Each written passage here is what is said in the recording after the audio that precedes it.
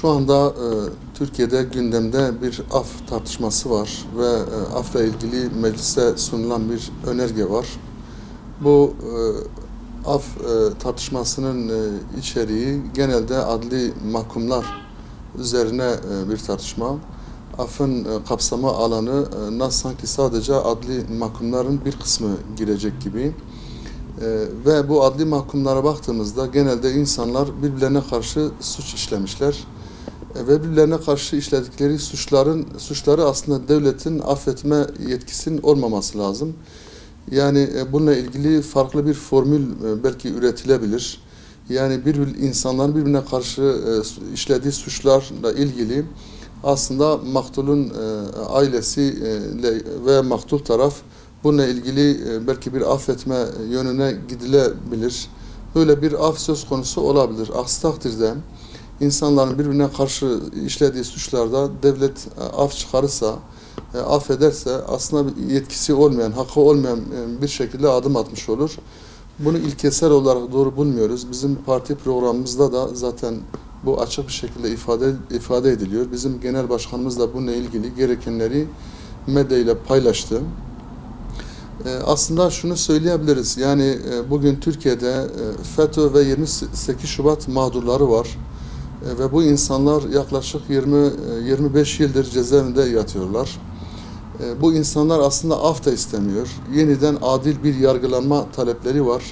Fakat bununla ilgili hiçbir adım atılmıyor. Gündeme gelmiyor. Bunlar konuşulmuyor.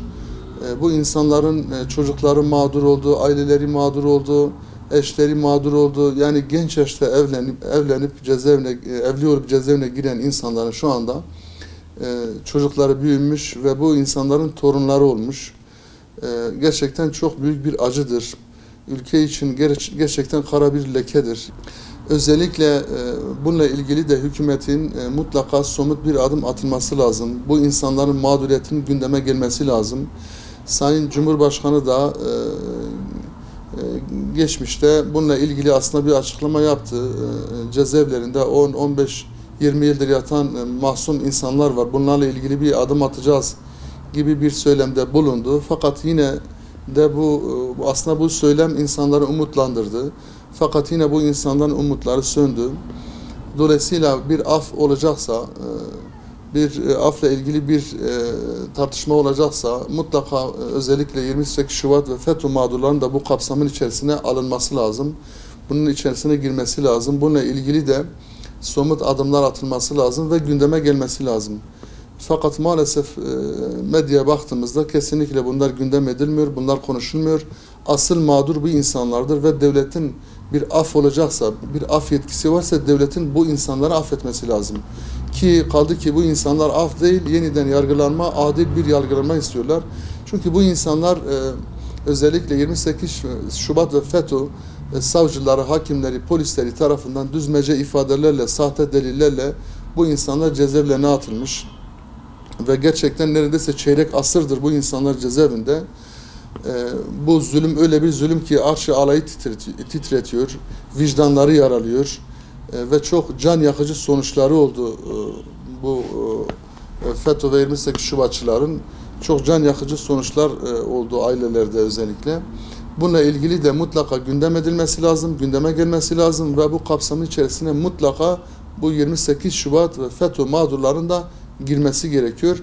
Aksi takdirde adil bir iş yapılmamış olur. Sadece bir kesim veya bir şahıs veya bir siyasi parti istediği kişiye karşı bir af çıkarma gibi bir yöntem uygulanmış olur. Bu da adil olmaz ki geçmişte gördük mesela özellikle KCK ile ilgili bir adım atılmıştı. Hepsi dışarı salıverildi. ETO dışarı salıverildi. Fakat bu insanlarla ilgili hiçbir hesap yapılmadı ve maalesef böyle medyada ciddi anlamda yer almadı. Siyasiler bunu konuşmuyor ve bu adil olmuyor. Gerçekten eğer adalet diyorsak, eğer adalet bu ülkenin dini olması gerekiyorsa, temeli olması gerekiyorsa, çatısı olması gerekiyorsa mutlaka bu insanların da bu kapsam içine alınması lazım. Yine bununla beraber işte bazı siyasi partilerin mensupları işte hastadır diye, yaşlıdır diye cezaevinden salıverildi. Daha sonra o insanların işte protestolara, yürüyüşlere katıldıklarını gördük. Çok da sağlıklı bir şekilde medyada bunları hep beraber gördük. Yine bununla beraber özellikle milletvekili veya işte bu konuda arkasında birileri olan siyasilerin olduğu kişilerin, hatta yani ülkeyle ilgili, ülkenin çok önemli belge ve bilgileriyle ilgili, casuslukla ilgili suçlanan insanların dahi salıverildiğini görebiliyoruz. Dolayısıyla ülkemizde maalesef eğer böyle bir şey yapılırsa, bu insanlar mağduriyeti devam edip 28 Şubat ve FETÖ mağdurlarının mağduriyetin devam etmesiyle beraber eğer bir af çıkarılırsa ve bu insanlar bu kapsama alınmazsa gerçekten mahşeri vicdan rahatlamaz, yara alır ve bu aileler daha beter bundan bir üzüntü duyar. Bunların üzüntüleri katmerleşir. Bu ülkede adil bir şekilde bu insanların da bu kapsama alınması lazım. Aksi takdirde yani hukukumuz üstünlerin hukuku olmuş olur. Yani adalet mülkün temelidir yerine mülk adaletin temeli haline dönüşür ki bu da bu ülkenin felaketle sonuçlanması anlamına gelir. Böyle bir şeyin olmasını istemiyoruz. Gerçekten adil olmalıyız ve özellikle buradan da ben İslami sivil toplum kuruluşlarına sesleniyorum. Sendikalara sesleniyorum. Camialara sesleniyorum. Ve ben insanım, adaletliyim, adil bir insanım diyen herkese sesleniyorum. Bu konuda herkes üstüne düşeni yapmalıdır. Darbe mağdurlarını görmezden gelemeyiz. Bununla ilgili etkili, yetkili kim varsa, kimin elinden ne geliyorsa mutlaka bununla ilgili konuşmalı, yazmalı, gündem etmeli. Ta ki bununla ilgili somut bir adım atılsın. Ve bununla ilgili somut bir adım atılmazsa gerçekten yarın ruzi mahşerde bunun hesabını siyasiler veremez. Dolayısıyla 20-25 yıl çeyrek bir asırdır. Neredeyse insanların ömrünün yarısını cezaevinde geçirmiş. Allah için bir oturup düşünsünler. Bu insanların mağduriyetini gözden geçirsinler. Empati yapıp kendilerini bu insanların yerine koysunlar. Yani 17 yıldır, 20 yıldır, 25 yıldır hakikaten bir günahı olmadan, suçları tespit edilmeden insanlar cezaevinde çürümekteler. Bunlar gündeme getirilmiyor ne yazık ki.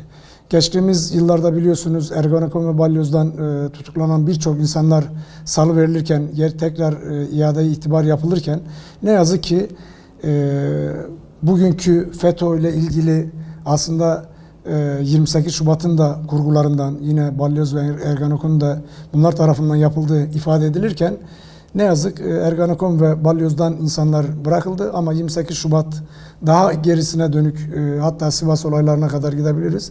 O dönemde hakikaten suçsuz bir şekilde içeriye giren insanlarımız mağdur edilmeye devam etmekteler. Kesinleşen bir şeyleri de varsa da tekrar bunun üzerinden bu insanlar yeniden adil yargılanmak istiyor. Bunu ifade ettikten sonra aslında Türkiye'deki problemin af konusu değil, aslında yargının düzgün bir şekilde işlemediğinden ortaya çıkıyor. Yani insanlara tabiri caizse suç makinesi haline getirilmiş. Bugün baktığımızda Türkiye'de 250 binin üzerinde tutuklu insan var. Bu hazırlanan yasaya göre de yaklaşık bundan 3'te 2'si neredeyse salıverilmek isteniyor. Kimler var buna baktığımızda?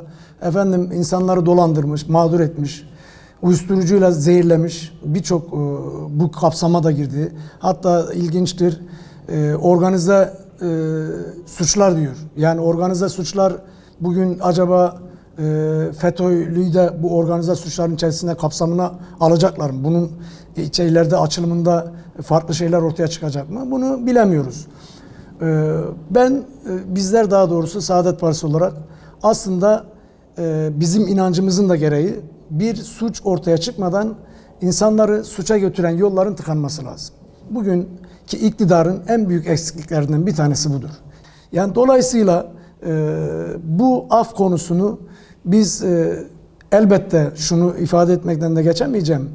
Hakikaten adil yargılanmamış, kader mahkumu dediğimiz veyahut da yargılanması tamamlanmamış birçok mağdur edilen insanlar var.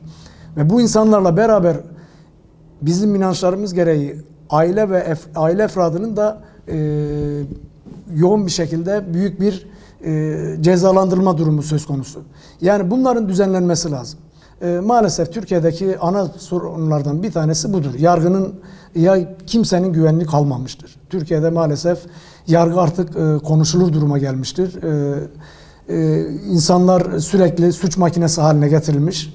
Bunların düzeltilmeden insanları affetmek, bırakıvermek, hele gerçekten birilerine zarar vermiş, birilerini maddi olarak dolandırmış veya farklı yönden zarar vermiş insanların salıverilmesini de çok doğru bulmuyoruz. Zaten 28 Şubat'ta insanlar adil yargılanmadan maalesef cezaevlerine konuldu ve bugüne kadar da o insanlar mağdur edilmekte. Demin ifade ettiğim gibi aslında FETÖ'nün bir kurgusu olarak bunlar ortaya kondu ama diğer taraftan onlarla ilgili Ergonekon ve Balyoz'daki insanlar salıverilip iade itibar yapıldı halde bunlara karşı hiçbir işlem yapılmadı.